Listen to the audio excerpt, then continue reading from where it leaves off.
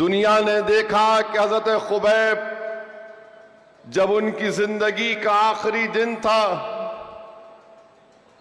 तो उन्होंने उन जालिमों से कहा कि आज मेरी जिंदगी का चिराग गुल होने वाला है, मैं सिर्फ ये चाहता हूं कि 2 रकात नफिल नमाज पढ़ लो। नमाज अदा की, जरा लंबी नमाज हो गई और नमाज के बाद जालिमों से कहा कि तुम ये समझ तो नहीं रहे होगे कि मैंने अपनी नमाज लंबी कर दी मौत के डर से नहीं, मैं सिर्फ अल्लाह का शुक्र अदा करने के लिए अल्लाह के आगे अफसर बसजूद हो गया। और जो लोग किसी को भी सत्ता में रहकर किसी हिंदू को, मुसलमान को, सिख को, दलित को जेल में डालते हैं, मेरा मानना यह है कि जो जेल में मजलूम होता है, अगर वो हाथ उठाकर अल्लाह से दुआ कर दे कि या अल्लाह जिन जालिमों ने मुझे जेल में डाला तो उनका हिसाब कर ले, तो अल्लाह उनकी दुआ को कबूल करता है। अल्लाह रब्बे कायनात है, रब्बुल आलमीन है।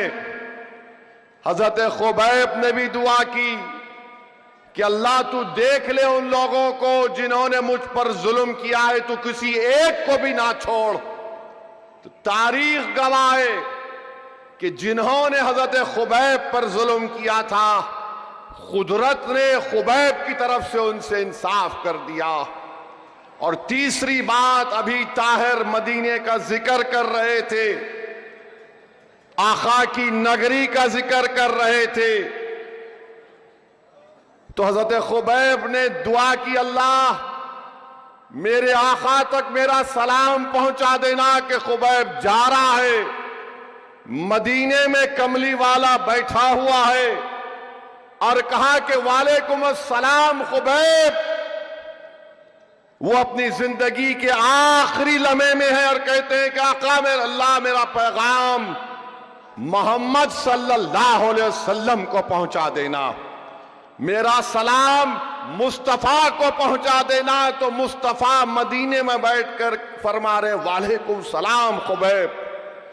तो बचो, मजलूमों को जो जेल में डालते हैं उनकी जबान से निकला हुआ एक एक लफ्ज अल्लाह उसको कबूल करने वाला है।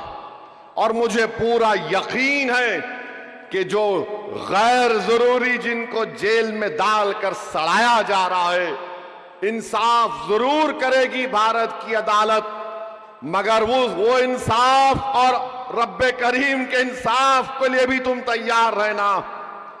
जो 5-5 साल, 6-6 साल जिन लोगों को अपने परिवार से दूर रखकर उनको तकलीफ दे रहे, अरे तुम आज सत्ता में हो, कल नहीं रहोगे इंशाअल्लाह ताला। तुम आज बड़े बड़े महलों में जिंदगी गुजार रहे हो, यही दिल्ली है, यहां पर बहुत बड़े खंडेर नजर आते हैं, और वो खंडेर को अगर अल्लाह जबान देगा तो पुकार कर कहेगा कि कभी यहां पर बादशाह रहता था, कभी यहां पर बड़ा जिम्मेदार आदमी रहता था जिसके पास इतने सिपाही थे, मगर कुदरत का निजाम यही है कि जो जुल्म करेगा वो वीरान होगा, जो इंसाफ करेगा वो सुबह क़यामत तक आबाद रहेगा। तो मेरे अजीज दोस्तों और बुजुर्गों, नौजवानों, इन जालिमों की बातों की फिक्र मत करो जो कह रहे हैं कि नहीं नहीं मुस्तफाबाद से ताहिर, वरना याद रखो ताहिर का कुछ नहीं होने वाला है, ताहिर फिर चला जाएगा। जो 5 साल जेल में रहकर आया, इंशाअल्लाह ताला जल्द से जल्द अदालत जरूर उसको रिहा करेगी या फैसला उनके हक में होगा, मुझे यकीन है। मगर एक बात याद रखो मेरे मुस्तफाबाद के गयूर नौजवानों, मुस्तफाबाद के बुजुर्गों, मुस्तफाबाद के मेरी इज्जतदार माँ और बहनों, क्या तुम्हारा जमीर मलामत नहीं करेगा कि जो 5 साल जेल में रह के आया, अगर हम अपनी उंगली से बटन दबाते तो हमेशा के लिए हमारा ताहिर रिहा हो जाता। ये आपको फैसला करना है। अगर आपको मेरे अल्फाज तकलीफ पहुंचा रहे हैं तो मेरा मकसद तकलीफ पहुंचाना नहीं है। मेरा मकसद यह है कि तुम उन जेलों में पड़े रहने वालों की तकलीफ को अपने सीने में महसूस करो। हम अपनी जिंदगी जरूर गुजारना है, हमारी जिंदगी में तकालीफ है, मुश्किलात हैं, चैलेंजेस हैं, जिम्मेदारियां हैं, मगर मेरे भाई हम इंसान हैं।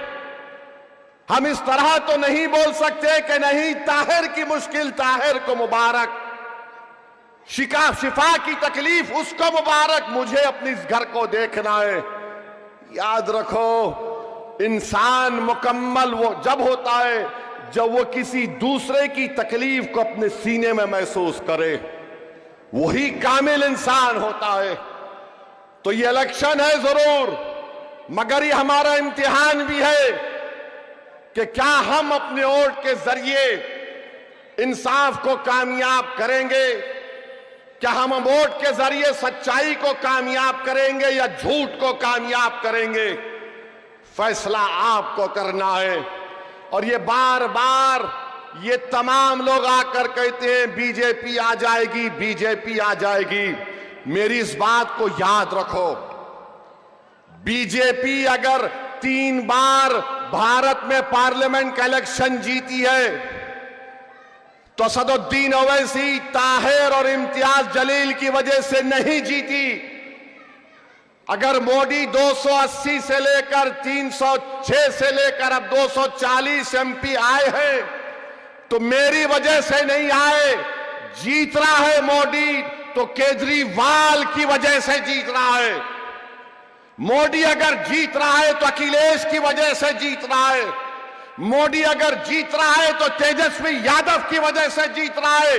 मेरे वजह से नहीं जीत रहा, तुम्हारे वोट की वजह से नहीं जीत रहा। अरे वोट डालने वाले अखिलेश के, वोट डालने वाले केजरीवाल के, वोट डालने वाले तेजस्वी यादव के। तुम कब तक इन जालिमों के कूली, इनके नौकर बन के जिंदगी गुजारोगे? 50 साल से हम वही काम कर रहे हैं, कभी इनको मुख्यमंत्री तो कभी उनको प्रधानमंत्री। और हम क्या कहते हैं, नहीं नहीं हमने इनको कामयाब कर दिया। अरे तुम